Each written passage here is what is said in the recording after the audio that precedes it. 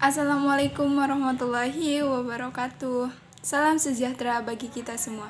Perkenalkan, nama saya Nurjana. NIM saya 311910215 dari kelas TI 19A3.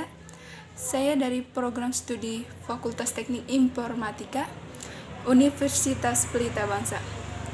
Saya di sini ingin mempresentasikan tentang perkembangan teknologi prosesor CPU dan perbedaan arsitektur ARM dengan x86. Yang pertama ada perkembangan teknologi prosesor CPU. Prosesor adalah IC yang mengontrol keseluruhan jalannya sebuah sistem komputer dan digunakan sebagai pusat atau otak dengan fungsi melakukan perhitungan dan menjalankan tugas. Prosesor ini terletak atau berada di motherboard atau mainboard. Pada tahun 1971 ada 4004 mikroprosesor. Pada tahun itu muncullah mikroprosesor pertama Intel. Mikroprosesor 4004 digunakan pada mesin kalkulator Busicom. Dengan penemuan ini, maka terbukalah jalan untuk memasukkan kecerdasan buatan pada benda mati. Selanjutnya pada tahun 1972 ada 8008 mikroprosesor. Pada tahun itu muncullah mikroprosesor 8008 yang berkuatan 2 kali lipat dari pendahuluannya, yaitu 4004. Dan selanjutnya ada 1974 yaitu 8080 mikroprosesor, menjadi otak dari sebuah komputer yang bernama Altair. Pada saat itu terjual sekitar 10.000 dalam satu bulan. Pada tahun 1978 ada 8086 sampai 8088 mikroprosesor. Sebuah penjualan penting dalam PC komputer terjadi pada produk untuk komputer pribadi buatan IBM yang memakai prosesor 8088 yang berhasil mendongkrak nama Intel. Selanjutnya pada tahun 1982 ada 286 mikroprosesor, yaitu Intel 286 atau yang lebih dikenal dengan nama 80286 adalah sebuah prosesor yang pertama kali dapat mengenali dan menggunakan software yang digunakan untuk prosesor sebelumnya. Pada tahun 1985 ada Intel 386 mikroprosesor. Intel 386 ini sebuah prosesor yang memiliki 275.000 transistor yang tertanam di prosesor tersebut, yang jika dibandingkan dengan 4004 memiliki 100 kali lipat lebih banyak dibandingkan dengan 4004. Kita lihat. Selanjutnya pada tahun 1986 ada Intel 486 DX CPU mikroprosesor. Prosesor yang pertama kali memudahkan berbagai aplikasi yang tadinya harus mengetikkan komen-komen menjadi hanya sebuah klik saja, dan mempunyai fungsi kompleks matematika sehingga memperkecil beban kerja pada prosesor. Selanjutnya pada tahun 1993 ada Intel Pentium prosesor. Prosesor generasi baru yang mampu menangani berbagai jenis data seperti suara, bunyi, tulisan tangan, dan foto. Selanjutnya pada tahun 1995 yaitu Intel Pentium Pro prosesor. Prosesor yang dirancang untuk digunakan pada aplikasi server dan workstation yang dibuat untuk memproses data secara cepat. Prosesor ini mempunyai 5,5 juta transistor yang tertanam. Pada tahun 1997, Intel Pentium 2 prosesor, dan 1998 Intel Pentium 2 Xeon prosesor. Yang pertama itu ada prosesor Pentium 2, merupakan prosesor yang menggabungkan Intel MMX yang dirancang secara khusus untuk mengolah data video, audio, dan grafik secara efisien. Terdapat 7,5 juta transistor terintegrasi dari dalamnya, sehingga dengan prosesor ini pengguna PC dapat mengolah berbagai data dan menggunakan internet dengan lebih baik. Selanjutnya ada prosesor Intel Pentium 2 Xeon yang dibuat untuk kebutuhan pada aplikasi server Intel saat itu ingin memenuhi strateginya yang ingin memberikan sebuah prosesor unik untuk sebuah pasar tertentu. Pada tahun 1959, Intel Celeron prosesor. Intel Celeron ini memiliki bentuk dan form faktor yang sama dengan prosesor Intel jenis Pentium, tetapi hanya dengan instruksi yang lebih sedikit, L2-nya lebih kecil, kecepatan clock speed yang lebih lambat, dan harga yang lebih murah daripada prosesor Intel jenis Pentium. Selanjutnya ada pada tahun 1999, Intel Pentium 3 prosesor. Prosesor Pentium 3 merupakan prosesor yang diberi tambahan 70 instruksi baru yang secara dramatis memperkaya kemampuan pencitraan tingkat tinggi, 3 dimensi audio streaming, dan aplikasi-aplikasi video pengenalan suara. Pada tahun sama, 1999, pada tahun 1999, Intel Pentium 3 Xeon prosesor. Intel kembali merambah pasaran server dan workstation dengan mengeluarkan seri Xeon, tetapi jenis Pentium 3 yang punya 70 pemerintah SIMD. Keunggulan prosesor ini adalah ia dapat mempercepat pengolahan informasi dan sistem bus ke prosesor dan juga mendongkrak performa secara signifikan. Pada tahun 2000, Intel Pentium 4 prosesor.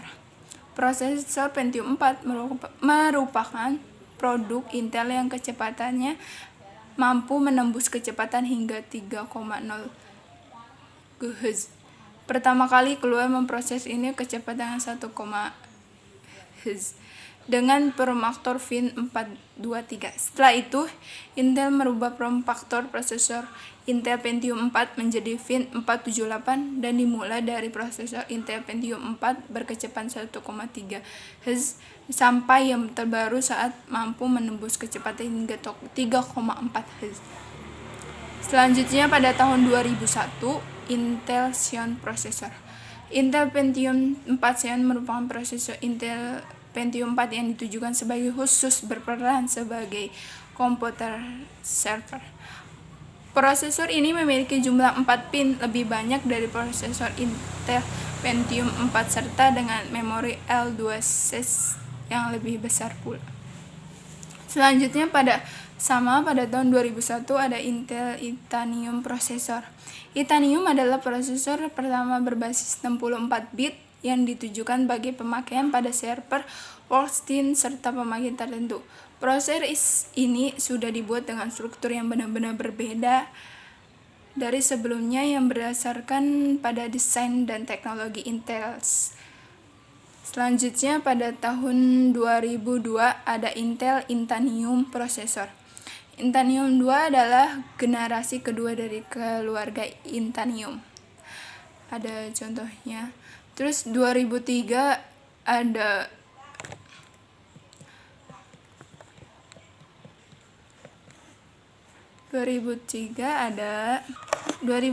Intel Pentium M prosesor. CVS 855 dan Intel ProVirs 2100 adalah komponen dari Intel Centrino. Intel Centrino dibuat untuk memenuhi kebutuhan pasar akan keberadaan sebuah komputer yang mudah dibawa kemana-mana. Pada tahun 2004 ada Intel Pentium M735, 745, 755 prosesor. Dilengkapi dengan chipset 855 dan fitur baru 2MB L2-SES 4000 MHz, sistem bus, dan kecocokan dengan soket prosesor dengan seri-seri Pentium M sebelumnya. Selanjutnya ada pada tahun 2004 ada Intel E7520, E7320 chipset dapat digunakan untuk dual prosesor dengan konfigurasi 8000 MHz, VSB, DDR2, 4000 memori, NVCI Expert Peripheral Interfaces. Pada tahun 2005, Intel Pentium 4 Extreme Edition 3,73 Hz, sebuah prosesor yang ditujukan untuk pasar pengguna komputer yang menginginkan sebuah yang lebih dari komputernya. Prosesor ini menggunakan konfigurasi 3,73 Hz frekuensi atau 1,066 Hz PSB EM64 T2MB L2CS dan hyperthreading. Pada tahun 2005 ada Intel Pentium D820, 830, 840. Prosesor berbasis 64 bit dan disebut dual core karena menggunakan sebuah inti dengan konfigurasi 1 MB/L2CS pada tiap core, 8000 MHz PSB dan bisa beroperasi pada frekuensi 2,8 GHz, 3, GHz dan 3,2 Hz. Pada prosesor ini jenis disertakan dukungan hyperthreading. Selanjutnya pada tahun 2006 ada Intel Core dual-core Q6600. Prosesor untuk tipe desktop dan digunakan pada orang yang ingin kekuatan lebih dari komputer yang ia memiliki 2 buah core dengan konfigurasi 2, Hz. Dengan 8 MB L2CS sampai dengan 4 MB dapat diakses tiap core. 1,6 Hz front-seat boost dan thermal design for TDV. Selanjutnya pada tahun 2006 ada Intel Quad-Core Xeon X3210, X3220. Prosesor yang digunakan untuk tipe server dan memiliki 2 buah core dengan masing-masing memiliki konfigurasi 2,13 dan 2, Hz berturut-turut. Dengan 8 MB L2CS dapat mencapai 4 MB dan diakses untuk core, 1,6 Hz front-seat boost dan thermal design for TDV. Pada tahun 2008 ada Intel i7. Prosesor ini mempunyai kode name Helm. Pada awalnya pergantian nama baru i7 atau i7 membuat pelanggan setia Intel cukup sulit mengingatnya. Pada tahun 2008 ada Intel i7. Prosesor ini mempunyai kode nama Helm sama. Terus selanjutnya ada perbedaan yang kedua, ada perbedaan arsitektur ARM dengan x86.